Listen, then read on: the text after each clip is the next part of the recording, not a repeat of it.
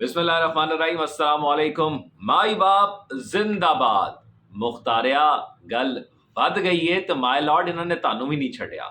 आज की सबसे अहम खबर, और गुज़िश्ता दिनों में आपको बताया गया कि ये तमाम तर कार्रवाई क्या हो रही थी। 6 जजेस ने खत लिखे, उस खत में किसको मुर्दे इल्ज़ाम ठहराया गया, किस पर इल्ज़ाम लगाया गया।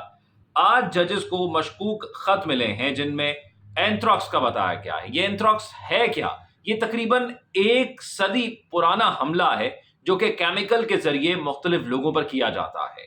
इसके बारे में आपको बताऊंगा कि ये कैसे काम करता है, इसको पहली दफ़ा सेकेंड वर्ल्ड वॉर में किसने इस्तेमाल किया, 2001 में अमेरिका में इससे कितनी बड़ी तबाही आई। लेकिन उससे पहले ये जो खबर है ये आपको बता देते हैं कि आज हुआ क्या है। Chief justice Islamabad high court ने इंकशाफ किया है कि उन्हें और दूसरे जजेस को मशकूक खतूत मौसूल हुए जिनमें एंथ्रॉक्स का बताया गया है। और ये जो खतूत हैं आप इस वक्त स्क्रीन पर भी देख सकते हैं। साइफर केस की समाअत के दौरान चीफ जस्टिस इस्लामाबाद कोर्ट ने इंकशाफ किया है कि हम तमाम जजेस को मशकूक खतूत मौसूल हुए जिनमें एंथ्रॉक्स का बताया गया है।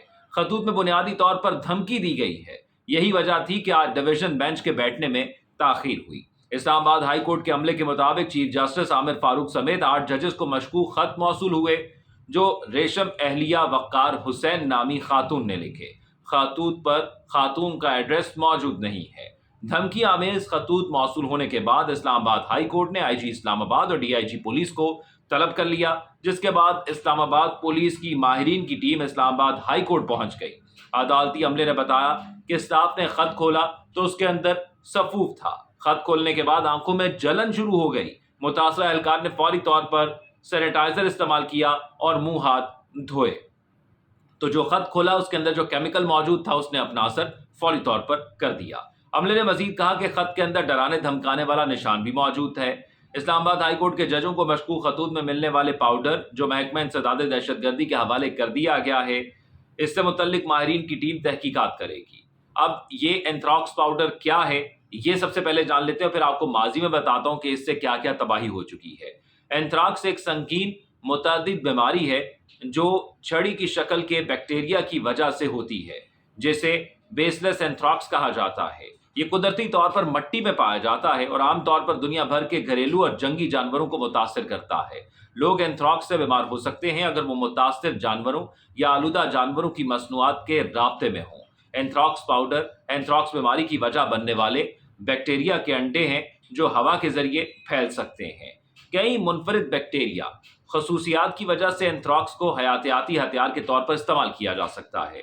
इस बैक्टीरिया के अंडों को लेबॉर्ट्री में बनाया जा सकता है। एंथ्रॉक्स को एक हथियार के तौर पर भी इस्तेमाल किया जा सकता है क्योंकि ये खामोशी से किसी के इल्म में लाए बगैर छोड़ा जा सकता है। और खुर्दबीनी अंडों को पाउडर, स्प्रे, खुराक और पानी में डाला जा सकता है। चूंकि ये अंडे बहुत छोटे होते हैं और उन्हें देखा और सूंघा या चखा नहीं जा सकता। अब ज़रा मैं आपको बता दूं कि इसकी हिस्ट्री क्या है। मामलात बहुत संगीन हो गए हैं। इससे पहले ये इल्ज़ामात लगाए गए कि घरों में सीसीटीवी कैमरे लगाए गए। उसके बाद एक सिंगल रुकनी जो है वो तहकीकाती कमीशन बनाया गया और कल की खबर ये थी कि चीफ जस्टिस ने उस पर आज खुद नोटिस लिया और ये कहा जा रहा था कि जो सिंगल रुकनी बेंच बनाया गया था, सिंगल रुकनी तहकीकाती कमीशन बनाया गया था, उसके जो सरबरा थे तसद्दुक हुसैन जिलानी, उन्होंने इनकार कर दिया था। पहले उन्होंने कबूल किया कि वो इस बेंच की सदारत करेंगे, इस तहकीकाती कमीशन की सदारत करेंगे, और उसके बाद उन्होंने टीओआर्स मांगे। उन्होंने कहा कि मुझे किस कानून के मुताबिक काम करना है मुझे वो बताया जाए, ज़ाब्ता अखलाक क्या होंगे, मैं किसको बुला सकता हूँ किसको नहीं, मेरा दायरा इख्तियार क्या होगा, मेरी पावर्स क्या होंगी, इस कमीशन की पावर्स क्या होंगी, हमें कौन कौन से इदारों की मुआवनत हासिल होगी।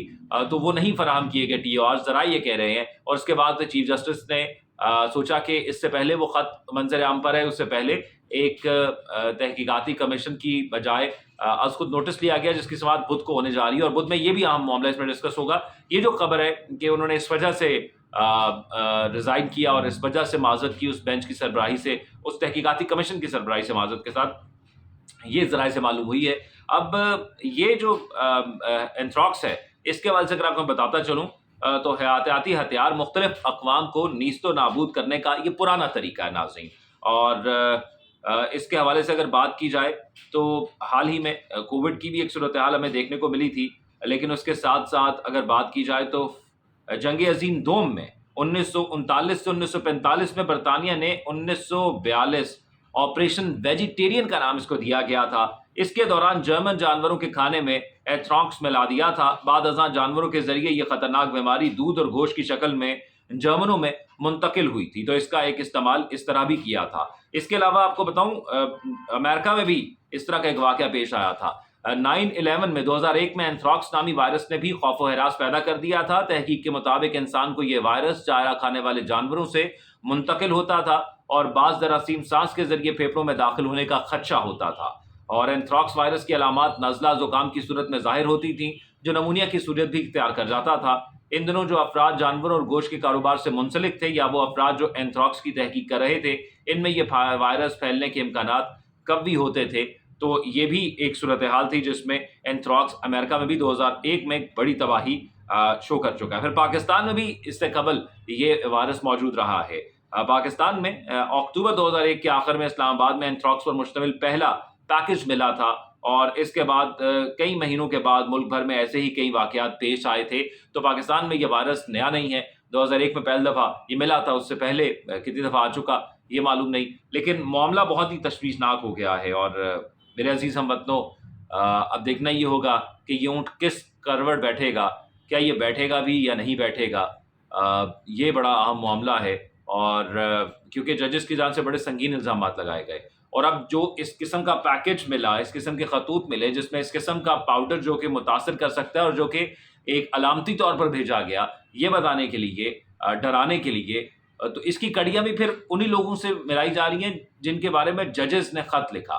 تو اس صورتحال کو واضح کرنا ہوگا, اپنا موقف سیکورٹی اداروں کو واضح طور پر سامنے لانا ہوگا کہ کیا یہ کارروائی ان کی جانب سے کی گئی. اگر ان کی جانب سے نہیں کی گئی تو پھر کون ہے جو بدنام کرنے کی کوشش کر رہا ہے ان کو بھی اور ملک کو بھی. تو یہ سوال ہے جس کا جواب جاننا ہم سب چاہتے ہیں, اور بدھ کو امید کرتے ہیں کہ یہ جواب جاننے کا سلسلہ سنجیدہ طور سے شروع ہو جائے گا. بہت شکریہ آپ کا. ویڈیو کے آخر میں کمنٹ سے ضرور آگاہ کیجیے گا. مجھے دعا میں یاد رکھیے گا. اللہ حافظ.